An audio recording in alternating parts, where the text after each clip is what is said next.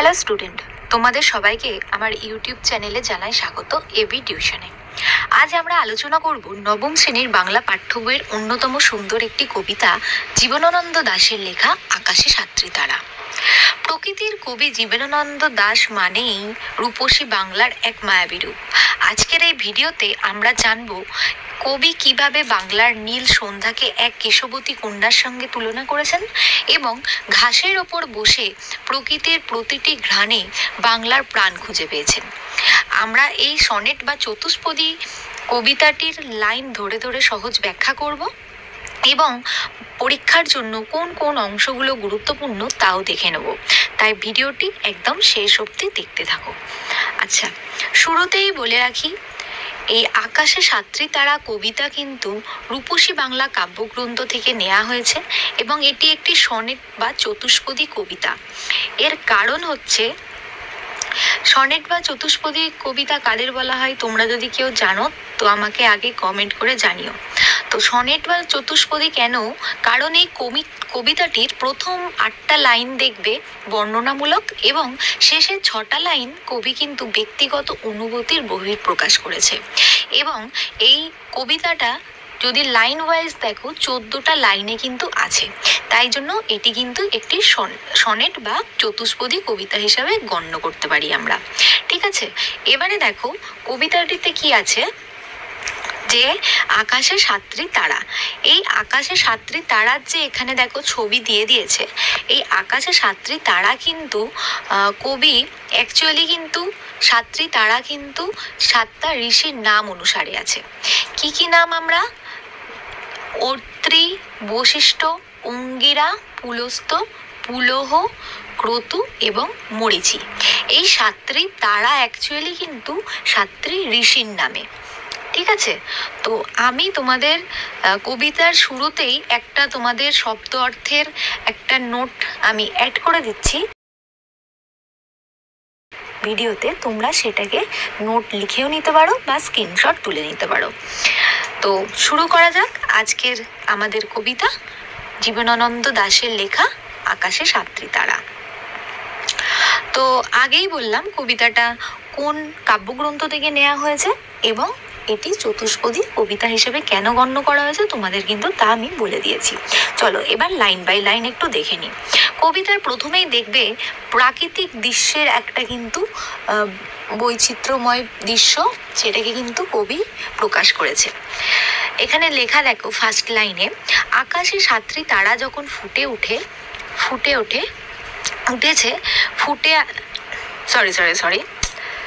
আকাশে সাতটি তারা যখন উঠেছে ফুটে, আমি এই ঘাসে বসে থাকি। কবিতার শুরুতেই একটি শান্ত ও স্থির মুহূর্তের ছবি কিন্তু আমরা দেখতে পাচ্ছি। যখন দিনের কোলাহল শেষ হয় এবং আকাশে সাতটি তারা দেখা দেয়, তখন কবি ঘরের ভিতরে নয়, বরং সরাসরি প্রকৃতির কোলে ঘাসের ওপর গিয়ে বসেন। এটি হচ্ছে কিন্তু প্রকৃতির প্রতি কবির নিবিড় ভালোবাসার একটা পরিচয়। বুঝতে পারলে তাহলে প্রথম লাইনে কি বলা হলো? আচ্ছা চলো নেক্সট লাইনটা আমরা দেখে নিই কি আছে। কামরাঙা লাল মেঘ যেন মৃত মনিয়ার মতো গঙ্গাসাগরের ঢেউয়ে ডুবে গেছে। এখানটায় দেখো কবি একটা অসাধারণ উপমা ব্যবহার করেছেন। সূর্যাস্তের সময় আকাশের মেঘ যেমন কামরাঙা ফলের মতো গাঢ় লাল হয়ে যায়, কবির মনে হয় তা যেন একটা রক্তাক্ত মৃত মেনিয়া। এখানে মৃত মেনিয়া কিন্তু এক প্রকার পাখির নাম। ঠিক আছে, তো কবি সেই পাখির সঙ্গে সেই কামরাঙার ফলের যে গাঢ় রং সেটার কিন্তু তুলনা করেছে। সেই লাল মেঘ যখন দিগন্তে নেমে যায়, মনে হয় সে সাগরে ডুবে গেল, অর্থাৎ দিনের শেষে কি হচ্ছে, আলোর কিন্তু মৃত্যু ঘটছে।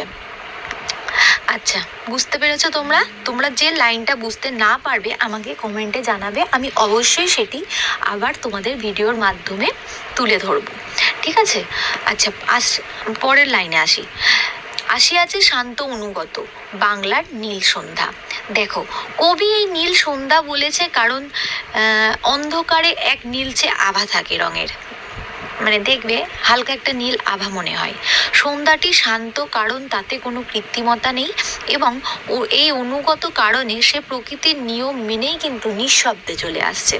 এই যে সন্ধ্যাটা আসছে, যখন সন্ধ্যা বিকেলের পর যখন যে সন্ধ্যাটা নামছে, এই সন্ধ্যাটা কিন্তু মানে নিস্তব্ধভাবেই চলে আসছে। তার মধ্যে কিন্তু কোনো আর্টিফিশিয়াল ব্যাপার নেই বা কোনো এক্সট্রা আওয়াজ করছে না সে কোনোভাবে, সে নিজের মতো শান্তভাবে চলে আসছে। তাই জন্যই কবি এখানে বলেছে যে অনুগত। ঠিক আছে, তারপরে দেখো কি আছে, কেশবতী কন্যা যেন এসেছে আকাশে। এখানে কিন্তু কবি রূপক অলংকার ব্যবহার করেছে। কবি কল্পনা করেছে সন্ধ্যা আসলে এক রাশি কালো চুল ছড়ানো এক সুন্দরী কন্যা। এই উপমাটি সম্পূর্ণ কবির নিজস্ব মৌলিক কল্পনা কিন্তু। ঠিক আছে, এই যে কেশবতী কন্যা এসেছে আকাশে, এই লাইন তুলে কিন্তু তোমাদের অবশ্যই প্রশ্ন আসে। আবার যে এর আগের লাইনটা যেটা বললাম, আসিয়াছে শান্ত অনুগত বাংলার নীল সন্ধ্যা, এই লাইন তুলেও কিন্তু তোমাদের কোশ্চেন আছে। তো তোমরা কিন্তু এগুলোকে একটু স্টার দিয়ে রাখবে। আচ্ছা, চলে আসো পরের এতে। এবারে যে লাইনগুলো আছে এটাই কিন্তু যে সন্ধ্যার এতক্ষণ কি করলো, প্রাকৃতিক একটা দৃশ্য তোমাদের তুলে ধরলো কবি। এবার দেখতে পাবে তোমরা যে কবি তার কবিতার মাধ্যমে সন্ধ্যা যখন আসলো তারপরে সন্ধ্যার যে মানে একটা স্পর্শ সে নিজের শরীরে ফিল করলো বা অনুভব করলো, সেটাই কিন্তু এখানে তুলে ধরেছে। দেখো কি লেখা, আমার চোখের পরে মুখের পরে চুল তার ভাসে। এর মানে হচ্ছে অন্ধকার যখন গাঢ় হয়, কবির মনে হয় সেই কেশবতী কন্যার ঘন কালো চুলের স্পর্শ তার চোখে মুখে লাগছে, অর্থাৎ অন্ধকার তার চারপাশকে মায়ার মতো ঘিরে ধরছে। কবির পরের যে লাইনগুলো দিয়েছে সেখানে কিন্তু আরো ডিটেলসে ব্যাখ্যা করেছে। তোমরা যদি খুব ভালো করে মন দিয়ে গভীরভাবে কল্পনা করো এই জিনিসগুলোকে চোখ বন্ধ করে বা আমার কথাগুলো শোনো, তাহলে দেখবে নিজেরাই বুঝতে পারবে যে কবি কীরকমভাবে প্রাকৃতিক দৃশ্যগুলিকে, সন্ধ্যার যে দৃশ্যগুলিকে সেখানটায় কিভাবে তিনি অনুভব করতে পেরেছেন। দেখো কি লেখা, প্রকৃতির কোনো পথ এ কন্যারে দেখেনি কো, দেখি নাই অত অজস্র চুলের চুমা হিজলে কাঁঠালে জামে ঝরে অবিরত। তাহলে কবি এখানে কি দাবি করছে না, বাংলার এই স্নিগ্ধ রূপ দেশের মানুষ কখনো দেখেনি, মানে অন্য দেশের মানুষ কখনো দেখেনি। অন্ধকার যখন হিজল কাঁঠাল বা জাম গাছের ওপর পড়ে, এগুলো কিন্তু সবকটা ফলের নাম, ফল গাছ। কবি কল্পনা করেন সেই কেশবতী কন্যা তার চুল আদর করছে এবং চুম্বন দিচ্ছে, মানে চুম খাচ্ছে। ঠিক আছে, প্রকৃতির এই গভীরতা শুধু বাংলাতেই কিন্তু সম্ভব। ঠিক আছে, পরের স্তবকে দেখো কি আছে, বাংলাকে তিনি কিভাবে মানে নিজের অনুভবে বা নিজের শরীরের স্পর্শে কিভাবে তিনি মানে বাংলার গন্ধ পায় বা বাংলার প্রাণটাকে তিনি বুঝতে পারে, নিজের মধ্যে ফিল করে, সেটাই কিন্তু এর পরের লাইনগুলোতে তুলে ধরেছে। কি লেখা আছে দেখো, জানি নাই এত স্নিগ্ধ গন্ধ ঝরে রূপসী চুলের বিন্যাসে। কবি অনুভব করেছেন কিন্তু এই কাল্পনিক রূপসী কন্যা সন্ধ্যাকেই তো তিনি কাল্পনিক রূপসী কন্যা বলে অনুভব করেছেন, মানে কল্পনা করেছেন তিনি। তো সে তার চুলের বিন্যাস থেকে এক অপূর্ব স্নিগ্ধ গন্ধ ভেসে আসছে। এটি আসলে কিন্তু প্রকৃতির নিজস্ব একটা সুবাস। দেখবে বৃষ্টি হলে একটা মাটির একটা গন্ধ বেরোয়, ঠিক আছে, বা কোথাও ফুল ফুটলো গাছে, সেই গাছে কিন্তু এমন মানে ধরো সুন্দর ফুল ফুটলো, সেই গন্ধে কিন্তু প্রকৃতি মেতে যায়। তো সন্ধ্যা নাগাদও দেখবে বা সকাল নাগাদ একটা আলাদাই মানে একটা স্মেলের একটা প্রাকৃতিক একটা থাকে, আবার সন্ধ্যের দিকে ধরো আর একটা থাকছে। তো কবি কিন্তু এই গন্ধের মাধ্যমেই প্রকৃতির এটাকে কিন্তু মানে ফিল করছে। ঠিক আছে, আচ্ছা দেখো পরের লাইনে কি আছে, পৃথিবীর কোনো পথে নরম ধানের গন্ধ, কলমির ঘ্রাণ, হাঁসের পালক, সরপুকুরের জল, চাঁদা সরপুটিদের মৃদু ঘ্রাণ। এই যে এই লাইনটা তোমাদের বললাম, এই লাইনটা একটু স্টার্ট দিয়ে নাও, এই লাইন থেকেও কিন্তু তোমাদের প্রশ্ন আসে। আচ্ছা দেখো এই লাইনে কিন্তু কবির এই যে তোমরা শব্দগুলো বা দেখেই বুঝতে পারছো যে কবিকে কিন্তু ঘ্রাণের কবি বলা হয়, কারণ তিনি বাংলার পরিচয় খুঁজেছেন নাকে আসা গন্ধে। কিভাবে, ধান ক্ষেতের গন্ধ, কলমি শাকের তিতকুটে ঘ্রাণ, হাঁসের গায়ে সোদা গন্ধ, কিংবা পুকুরে ছোট ছোট মানে মাছের যে আষ্টে গন্ধ, এই সব কিছু মিলিয়েই কিন্তু কবি বাংলা তৈরি করেছে, মানে নিজের অনুভবে। ঠিক আছে, আচ্ছা তারপরে কি আছে? কিশোরীর চাল ধোয়া ভিজে হাত, শীত খান, কিশোরের পায়ে ধুলা মুঠা ঘাস।